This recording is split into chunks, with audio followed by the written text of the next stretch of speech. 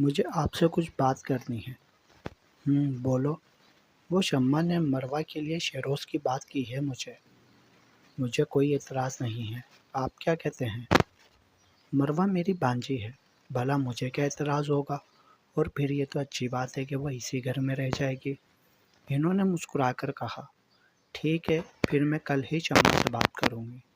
انہوں نے خوشی سے کہا، ارے بیگم، پہلے شیروز سے تو پوچھ لیں، اس کی مرضی پوچھ لیں۔ وہ میرا فرمانبردار بیٹا ہے، اور پھر مروہ اور اس کی اتنی اچھی دوستی ہے، مجھے نہیں لگتا کہ اسے کوئی اعتراض ہوگا۔ انہوں نے مان سے کہا، لیکن پھر بھی یہ اس کی زندگی ہے، اس لیے کوئی بھی فیصلہ لینے سے پہلے اس سے پوچھ لینا بہتر ہے۔ ٹھیک ہے، پھر آپ اس سے پوچھ لیجئے گا، پھر ہی میں شمع سے بات کروں گی۔ انہوں نے کمبل درست کرتے ہوئے کہا۔ وہ سونے کے لیے لیٹی تھی، لیکن نیند اس کی آنکھوں سے کوسوں دور تھی۔ اسے سرپرائز والی بات کھٹک رہی تھی۔ ایک ڈر تھا جو اس کے دل کو اپنی لپیٹ میں لیے ہوئے تھا۔ اس کے اندر یہ خوف بیٹھ چکا تھا کہ پتہ نہیں وہ اس کی تصویروں کے ساتھ کیا کرے گا۔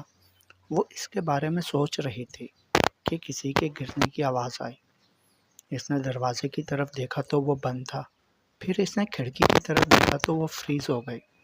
وہ آج بھی کھڑکی سے کود کر آیا تھا۔ میرے بارے میں سوچ رہی تھی نا؟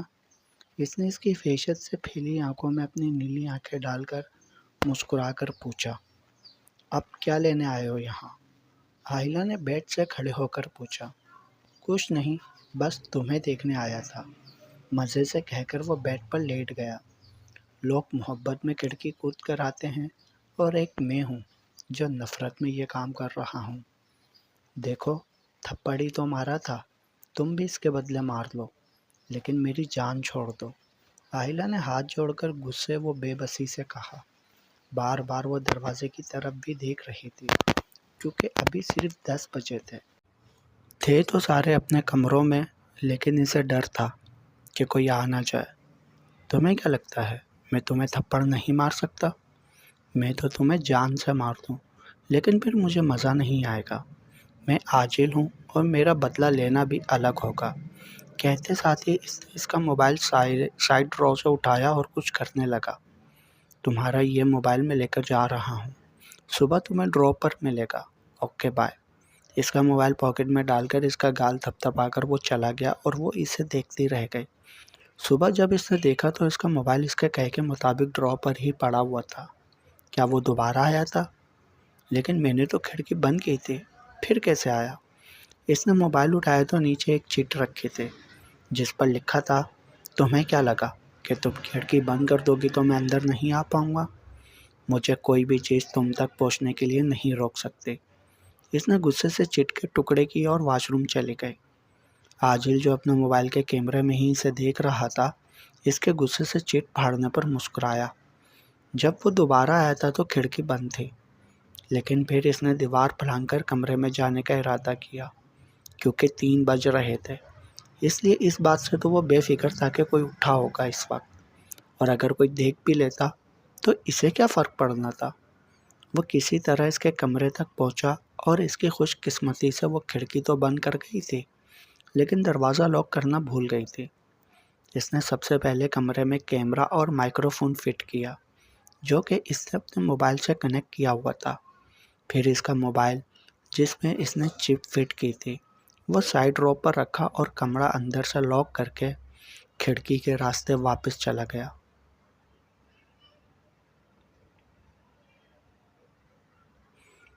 وہ آج بھی بغیر ناشتہ کیے اسکول چلے گئی۔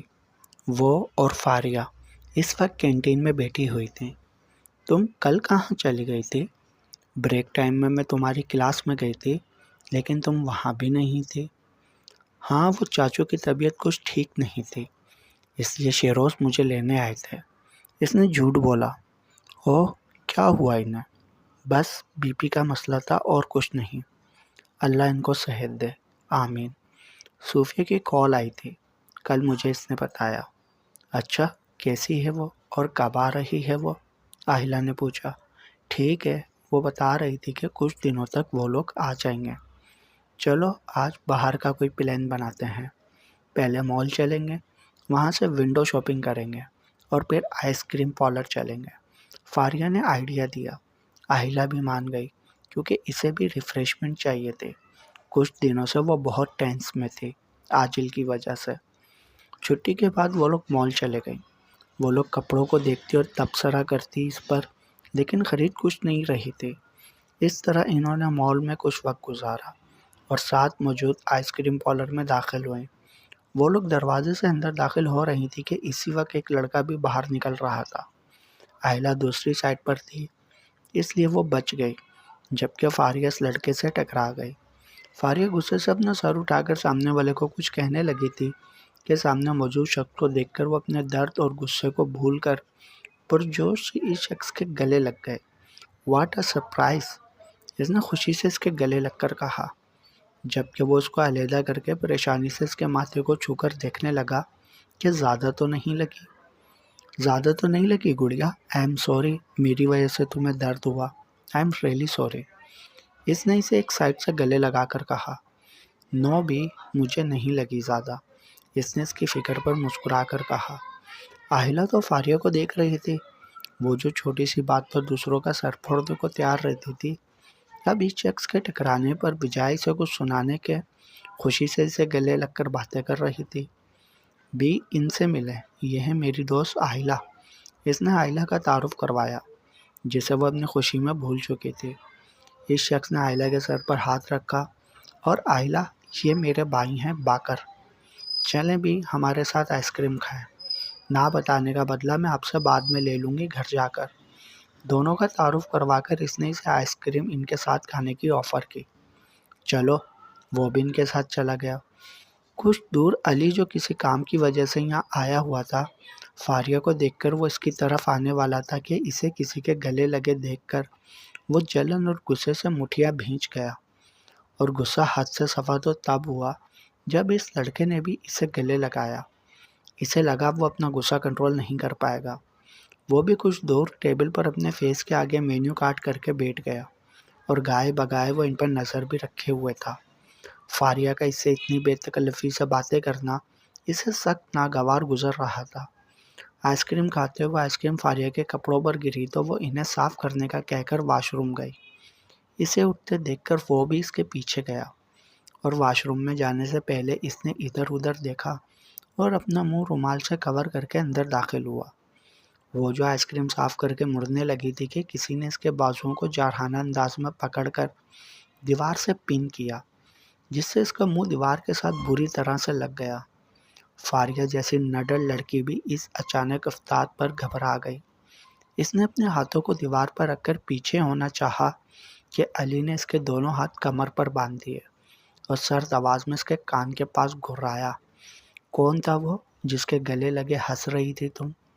فاریہ کو اس انجان شخص پر حیرانی کے ساتھ غصہ بھی آیا جو اس سے باز پرس کر رہا تھا، حالانکہ وہ اسے جانتی بھی نہیں تھی۔ وہ جو بھی ہے، تمہیں اس سے کیا، اور چھوڑو مجھے، اس نے غصے سے کہا۔ اس کے الٹے جواب پر اس نے اس کے سر پر زور ڈالا، جس سے اس کا منہ اور دیوار سے لگا کہ اسے جلن ہونے لگی۔ جتنا پوچھا ہے اتنا بتاؤ، اس نے سرد آواز میں کہا۔ بوائے فرینڈ ہے میرا، اس نے اس کے سوال پر جھوٹ بولا۔ بھلا وہ کیوں ہر ارے غیرے کو جواب دیتی؟ اور پھر وہ فضول میں اس پر روب جما کر پوچھ رہا تھا، کیا کہا بوائے فرینڈ؟ میری بات دھیان سے سنو، تمہارا بوائے فرینڈ اور شوہر صرف میں بنوں گا، اس لیے کسی کو بھی اپنے پاس آنے دینے کی ضرورت نہیں ہے، اور خبردار، اب تم اس بیہودہ شخص کے پاس بھی کھڑی ہوئی، اگر میں نے تمہیں دیکھ لیا نا تو مجھ سے برا کوئی نہیں ہوگا، اس نے غصے سے کہا۔ تم ہوتے کون ہو مجھے بتانے والے کہ میں کس کے ساتھ بولوں اور کس کے ساتھ نہیں؟ اور اس کے پاس تو نہ صرف میں کھڑی ہوں گی بلکہ اس سے ہنس ہنس کر باتیں بھی کروں گی۔ کیا کر لو گے تم؟ ہاں، اور شوہر، اور وہ بھی تم؟ امپاسبل۔ اور مجھے ذرا چھوڑو تو صحیح، پھر بتاتی ہوں تمہیں میں کیسے کہ تم میرے شوہر بنو گے، اس نے غصے سے کہا۔ آئی ایم امپریسڈ بیبی، لیکن بیوی تو تم میری ہی بنو گی، اور اس شخص سے بھی دور رہو گی، بلکہ اس سے کیا، ہر مرد سے دور رہو گی۔ صرف میں ہی تم سے ہنس کر باتیں کروں گا، تمہارے گلے لگوں گا، اور کوئی نہیں، سمجھی؟ اس نے سرد آواز میں اس کے کان میں کہا اور اس کا رخ اپنی طرف کیا۔ فاریہ اسے پہچاننے کی کوشش کر رہی تھی لیکن اس کے رومال بندے ہونے کی وجہ سے وہ صرف اس کی آنکھیں ہی دیکھ سکی تھی اور وہ بھی اسے اجنبی ہی لگی۔ ہاں، اس کی باڈی اسے علی سے ملتی جلتی لگی لیکن اس کی آنکھیں تو بلیک تھی جبکہ یہ براؤن۔ کیا دیکھ رہی ہو؟ اس نے اس کے بازو پر زور دے کر پوچھا۔ وہ جو اس کی آنکھوں کو دیکھ کر اس کا اور علی کا موازنہ کر رہی تھی چونک گئی اور اس پر جھپٹی۔ فاریہ نے اپنے بڑے بڑے ناخن اس کی گردن میں مارے۔ علی اس کے لیے تیار نہیں تھا، اس لیے وہ اپنا بچاؤ نہ کر سکا اور اس کے ناخن سے اس کی گردن زخمی ہو چکی تھی۔ اس نے اپنی گردن پر جہاں اس نے ناخن مارے تھے ہاتھ لگایا تو خون کی بوند اس کے ہاتھ پر لگی۔ فاریہ نے صرف اس پر ہی اکتفا نہ کیا بلکہ اپنے دانت بھی اس کے بازو میں گاڑ دیے۔ اس سے پہلے کہ وہ اسے شیرنی بن کر زیادہ زخمی کرتی، اس نے اس کی گردن کی مخصوص نس دبا کر اسے بے ہوش کر دیا۔ وہ بے ہوش ہوتی اس کی باہوں میں جھول گئی۔ علی نے اسے آرام سے زمین پر بٹھایا اور اس کے گال کو دیکھا جو دیوار کے ساتھ لگنے کی وجہ سے سرخ ہو گیا تھا۔ اس نے اس کے گال کو سلایا اور اس کے کان میں علی کی کوجی کی سرگوشی کرتا واش روم سے باہر نکل گیا۔ جب کافی دیر تک فاریہ نہ آئی تو ان دونوں کو تفشیش ہوئی۔ وہ دونوں واش روم والی سائڈ گئے۔ کیونکہ یہ لیڈیز واش روم تھا اس لیے باکر باہر ہی رک گیا جبکہ آئلہ اندر گئی۔ آئلہ اندر داخل ہوئی اور اسے دیوار کے ساتھ بے ہوش نیچے پڑے دیکھ کر وہ سرت سی اس کے پاس پہنچی اور اس کے گال تھپ تھپائے۔ فاریہ اٹھو۔ جب وہ 2-3 دفعہ گال تھپ تھپانے پر بھی ہوش میں نہ آئی تو وہ باکر کو بلانے کے لیے واش روم سے باہر آ گئی۔ اہلیہ گڑیا، فاریہ کہاں ہے؟ اسے اکیلے واش روم سے پریشان نکلتے دیکھ کر باکر نے پریشانی سے پوچھا۔ باکر بھائی، وہ فاریہ اندر بے ہوش پڑی ہے۔ میں نے اسے کافی بار آواز دی ہے لیکن وہ اٹھ نہیں رہی۔ اس کی بات سن کر وہ پریشانی سے واش روم میں داخل ہوا تو وہ بے ہوش پڑی ہوئی تھی۔ وہ اس کے نزدیک گیا اور اس کا سر گود میں رکھ کر تھپ تھپایا۔ فاری گڑیا، بھائی کی جان آنکھیں کھولو۔ لیکن وہ ٹس سے مس نہ ہوئی۔ آئلہ گڑیا، آپ نے پانی کا چھڑکاؤ کیا اس پہ؟ اس نے پریشانی سے پوچھا۔ نہیں، آئلہ نے نفی میں سر ہلایا۔ تھوڑا سا پانی ہاتھ میں بھرو یہاں سے اور اس کے منہ پر چھینٹے مارو، شاید ہوش میں آ جائے۔ اس نے پریشانی سے فاریہ کا سر گود میں رکھ کے آئلہ کو ہدایت دی۔